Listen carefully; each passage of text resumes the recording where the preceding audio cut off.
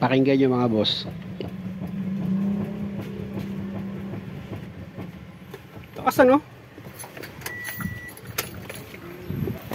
Ikaw nga maggalaw? Dito naman ako sa ilalim ng sasakyan niya. Hop! Sige pa. Okay. Hop! Sige nga. Sige. Hop!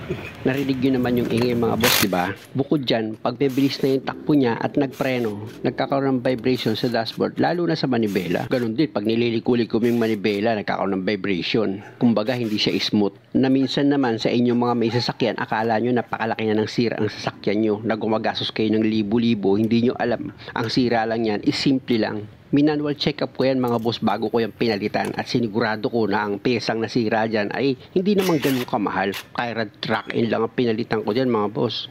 Mayroon na akong video kung paano magtanggal ng tie rod tsaka rack-in. Sundan nyo na lang yun kung ganito yung sasakyan nyo at gusto nyo kayo na rin yung gumawa.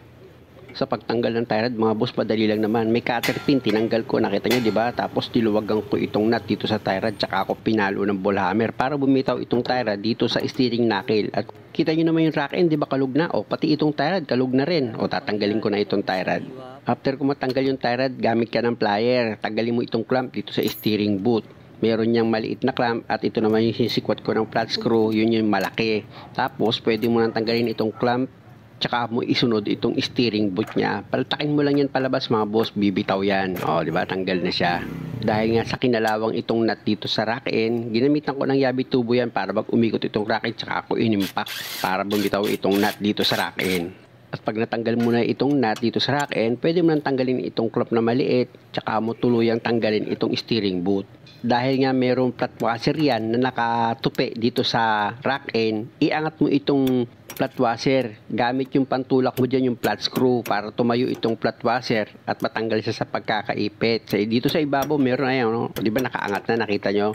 Meron din yan sa ilalim. Kabilaan kasi yan. Na yung flat washer nakatupi dito sa rack-in para hindi siya umikot. Ayan yung pinakalak niya. Kaya pag tumayo na yun mga boss, yung flat washer o gamitan mo na ngayon ng yabi tubo kung wala kang special tools. Ipakapit mo itong yabi tubo mo dito sa rack-in. Tsaka mo ngayon siya gamitan ng ball hammer para maluwagan mo itong rack-in niya.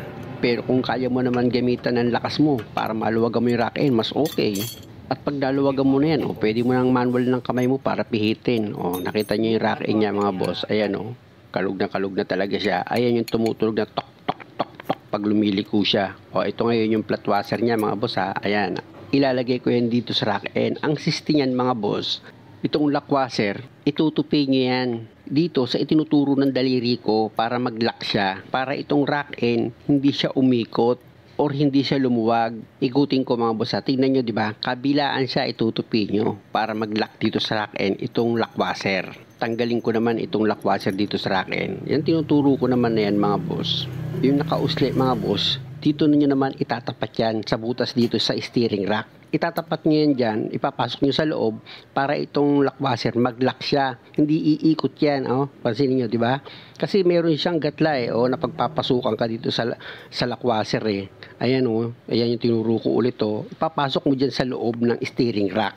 Pag naipit ng rack-in yan, ayan, sasalpak ko itong rack-in Pag naipit niya yan, hindi nagagalaw itong lock washer. Ngayon, pag tinupi mo yung lock washer dito sa rack-in, natural, hindi na iikot yung rack-in or wala nang chance para lumuwag pa yan kung maayos yung pagkakalagay mo. Dahil nga yung lock washer niya, nakapix na dito sa steering rack. Hindi na siya gagalaw. Nakapag tinupi mo naman itong lock washer, talagang itong rack-in niya, hindi na rin siya pipihit. Yan ang trabaho ng lock washer dito sa rack-in.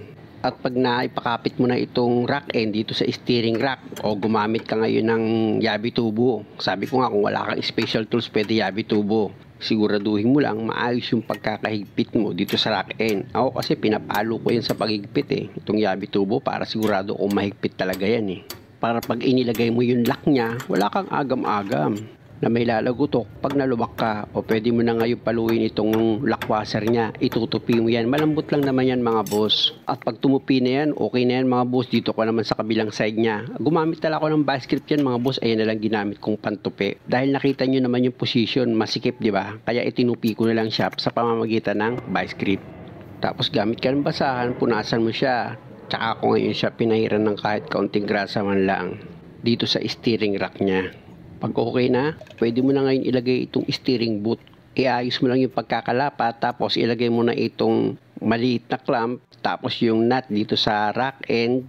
Pag nailagay ko na itong nut, susukatin ko ngayon yan sa lumang rack end, yung thread niya. Para pag inilagay ko yung bagong tie rod, medyo naka-align pa rin siya. Pero hindi ibig sabihin nun, hindi na magpapa-align si customer. Siyempre naman, mahalaga na pag nagpalit ka talaga ng pang-ilalim mo, kailangan mo talaga magpa-align lalo na tie rod ang ginalaw at yung rack end. At dahil okay na yung sukat ng thread para ipasok ko itong tie rod, dito muna ako sa ilalim. Ilalagay ko muna itong steering boot dito sa steering housing niya. Tapos lalagyan ko na yan ng cable tie para itong steering boot hindi siya bumitaw dito sa steering housing. Pag okay na mga boss, balik ka uli dito sa tie rod mo. I-connect mo na yan dito sa rack end. Basta lagi yung tatandaan, pag naglagay kayo ng tie rod, laging pakanan ng pihit. Tanggalin ko muna itong nut dito sa tie rod. Pag okay na, pwede ko na ngayon i-shoot itong tie rod dito sa knuckle niya.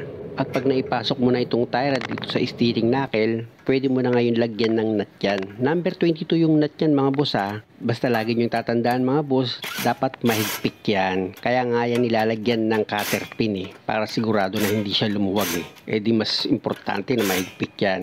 Yung paglalagyan nyo ng cutter pin dito sa tie rod may butas, pati yung nut may butas. Pag nagtapat na yan mga boss, pati yung butas, pwede mo na ngayon ilagay itong cutter pin. Dapat naman mahigpit yung nut. O di ba mga boss, ganun lang, napakasimple. Na kahit kayo mismo para hindi na kayo magastosan o kaya hindi na kayo minsan napapalaki ng gastos, kayo na gumawa para kahit paano nakatipid kayo. O higpitan ko na itong number 22 na nut dito sa rack end para mag-lock dito sa tie rod. Tapos isunod mo nang ilagay itong maliit na clamp niya dito sa steering boot. O di ba? Napakadali lang naman gawin. Alam niyo ba mga boss, habang nirotes ko itong sasakyan kahapon, may tumawag sa akin na babae. Ganito yung problema niya. Malaki yung play, may maingay. Tapos ang desisyon sa kanya is palitan daw ng buong steering rack assembly yung sasakyan niya. Aba, grabe mag-decision. Samantalang sabi ng customer, normal niya naman daw na ipipihit yung manibela. Yun nga lang daw, meron lang daw clearance. Pero hindi dahilan yun para palitan ng buong steering assembly. Parang may mali. Kadalasan sa mga ginawa ko, pag ang reklamo sa manibela, puro palit steering rack assembly agad. Pero pag tumanggi naman yung customer para ipagawa sa kanila at dinla sa akin, hindi naman sira. Whoops, okay na. Eto ang Bauer. Hindi pa ako napahiya dyan. Kaya salamat sa pinakamurang power tools, mid-torque Bauer. Sinamahan ko si customer dun sa kabrader ko na nag-a-align. Ang problema, absent. Kaya ganito mga boss, pansamantagal, gagamitan ko muna ito ng magic tally system. Dati ko na itong ginagawa pag nag-a-align ako kapag talagang no choice. Dikit siya dyan, di ba? Dikit. Yeah. Pagdating dito, bukas siya. Dapat yan pantay. Tinandaan ko man yung kabit ko ng tie rod. Ang problema, may biyahe pala ito ngayon, mamayang gabi, malayo yung biyahe niya. Kaya importante na kahit papaano dapat naka-align yung gulong. Hindi ko man ma-perfect yan mga boss, meron pa naman kinabukasan para i-align yan. Pangalawa, iro-road test naman namin to kung okay siya itakbo. Ang mahalaga kahit papaano, maidiretso ko itong gulong. Ayan. Ayan, dikit. Dumikit na? Pero konti pa. Tingin mo kuya. Hindi, okay na. Okay na. Dito. I-check ko mga boss kung pantay na. Dapat kasi itong tali, wala na siyang clearance dito sa gulong. Dikit na siya. Wala na siyang clearance. Tapos dito dikit na rin sa harap. Kaya lilipat naman ako dito sa kabilang side. Kung papansin mo naman dyan, sa dulo naman ng dikit. Ang tali. Dito naman ang buka. Kaya ang gagawin ko dyan mga boss, babalik uli ako dito sa ilalim. Ipapakita ko sa inyo kung paano naman ako nag-a-adjust. Una siyempre, luluwagan mo muna itong naglalak dito sa tie rod. Number 22 yan. Ayan o, yung luluwagan ko. Ayan. Pag naluwagan mo na yung mga boss, dahil nga sa bukas Yan. harapan ng gulong, ididikit mo yan sa tali. Pipihitin mo itong Yan. rack end, paluwag, Yan. para yung tie rod tutulak ngayon siya Yan. dito sa gulong. Didikit siya ngayon sa tali. Tingnan natin itong tali mga boss sa pagkaka-adjust ko. O, diba? Tingnan nyo yung tali. Dumikit na siya ngayon dito sa gulong. O, yan o. Dikit na siya dyan. O, sa kalikod, gano'n na rin. Dikit na rin siya. Diba? Ayan ang ibig kong sabihin. Alam niyo mga boss, dati rin kasi akong nag-a-align ng gulong. Gumagamit din ako ng computer dati. May mga nakasama akong mga matatandang mekaniko, talagang bilib ako sa kanila pa nag-a-align sila, tali system lang eh. Medyo binana ko rin yan ng kaunti. Maliin man ito nung nagmamarunong, pero sigurado ako maganda ang naging feedback nito sa customer. Sabi niya nga, okay na kahit na wag na pa-align eh. Pero hindi ako ganun eh. Siyempre, mas sigurado pa rin ako. Siyempre, gamitan talaga yan ng perfect alignment. Hindi naman sa sinasabi ko na mali itong pagkakagawa ko, kundi mas the best talaga gamitan ito ng computerized wheel alignment para sigurado na yung sukat ng camber alignment niya at yung caster is malaman ni customer. Sa ganito kasing pamamaraan, ang makukuha mo lang talagang diretso niyan is yung sa manibela. At syempre, hindi ko naman may pangako na 100% yan. Nagkataon talaga hapon na wala na kaming mapuntahan. O tingnan nyo mga boss, i-check ko siya ulit, di ba? Ibig sabihin, pantay na siya. Kaya ang gagawin namin ngayon diyang susunod is mag-road test kami. Tapos si customer na patulin ko. Sige, road test na.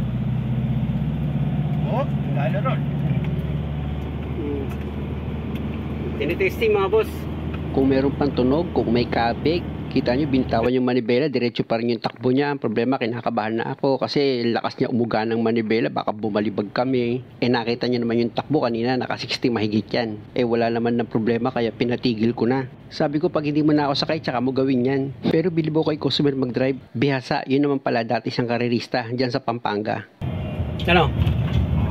Gaya nga ng sinabi ko sa inyo, kaya ako manual alignment to, bukod sa alas 5 na ng hapon, meron pa itong biyahe mamayang gabi. Kaya napaka-importante kahit papaano may align ko itong gulong. At sa pagkaka-align ko naman, okay naman siya, walang naging problema.